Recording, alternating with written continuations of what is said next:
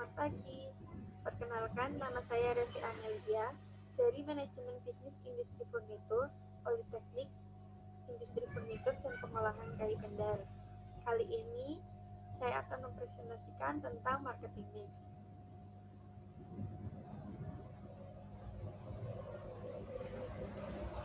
Pada materi kali ini saya akan membahas beberapa hal, yaitu marketing mix, strategi produksi, strategi harga, strategi promosi, dan strategi tempat.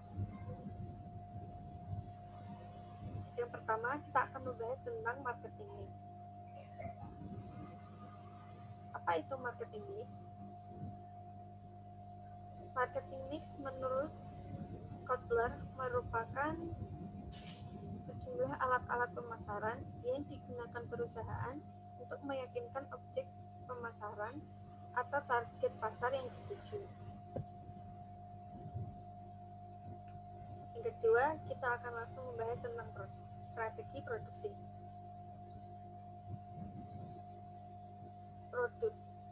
Produk adalah sesuatu yang ditawarkan untuk memuaskan kebutuhan dan keinginan konsumen. Produk dapat berupa barang atau jasa, ide, orang, kegiatan, pengalaman, peristiwa, dan informasi. Hal-hal yang harus diperhatikan dalam membuat produk yaitu: pertama, kategori produk, yang kedua, manfaat utama produk, ketiga, sasaran, keempat, sikap dalam mengkonsumsi. Produk dibagi menjadi 3 kategori, yaitu 1. Convenience good, merupakan produk yang setiap hari didistribusikan secara luas dan merupakan kebutuhan pokok sehari-hari. Frekuensi pembeliannya sangat tinggi, memerlukan usaha minimum untuk menguranginya. Contoh-contoh seperti garam, beras, gula, pasta gigi, sabun, dan sebagainya. Yang kedua ada shopping goods. Shopping goods merupakan produk yang dibeli yang memerlukan penjajakan informasi mengenai kinerja dan harga. Shopping goods biasanya berupa produk elektronik, pakaian, perabot rumah tangga, dan lain-lainnya. Ketiga ada specialty goods, yaitu barang-barang yang memiliki ciri yang sangat khusus, dijual atau dibeli hanya pada tempat tertentu saja. Biasanya mereknya unik dan termasuk barang mewah. Perlu usaha khusus untuk memperolehnya.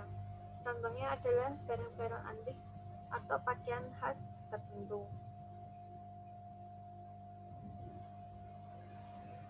Selanjutnya ada manfaat utama. Kita harus menentukan manfaat apa saja dari produk dan apa yang membedakan dengan produk lain. Ketiga ada kelompok sasaran, yaitu pelanggan utama yang diyakinkan menjadi pembeli dan pengguna produk dianalisis dari usia, jenis kelamin, lifestyle, dan sebagainya.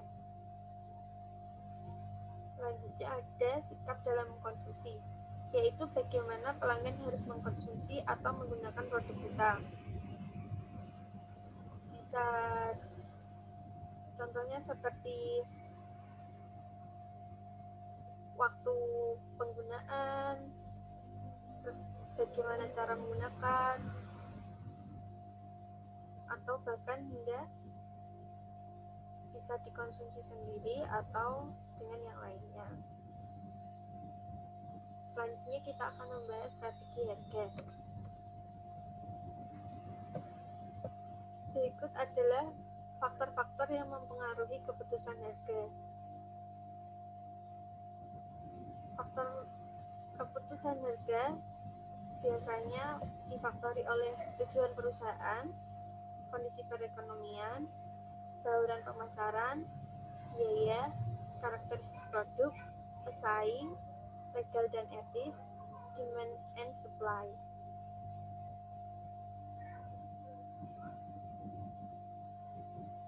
Selanjutnya kita akan membahas tentang strategi promosi.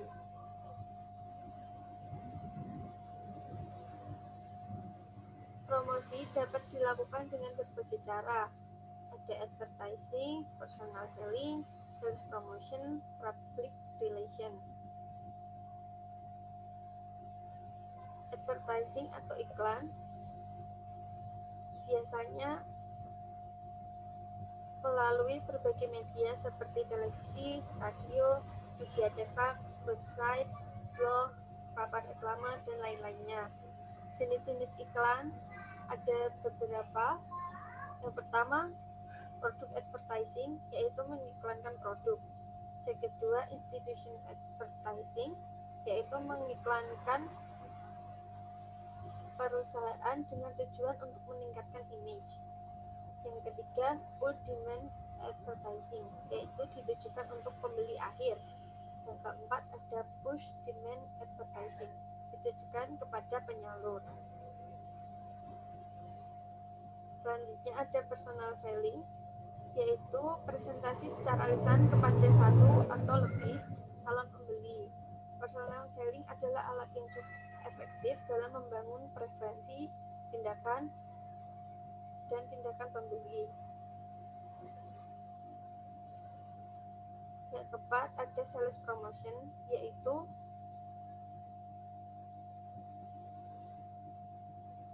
penjualan yang memiliki budget yang diperoleh dari market penjualan langsung. Keempat, ada public relation, contohnya seperti press atau rilis untuk media.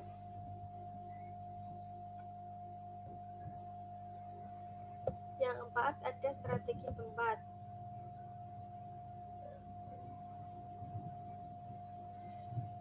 Strategi ini merupakan sarana di mana produk dan jasa dari produsen sampai ke konsumen, atau di mana produk dan jasa tersebut dapat diakses oleh konsumen.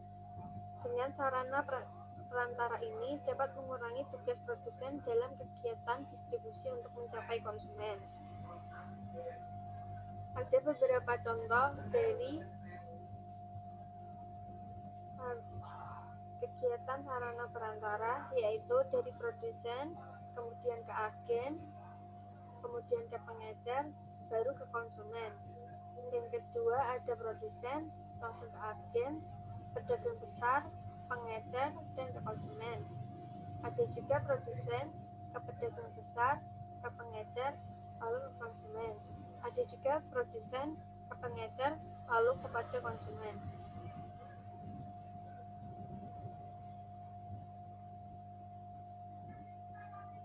Strategi-strategi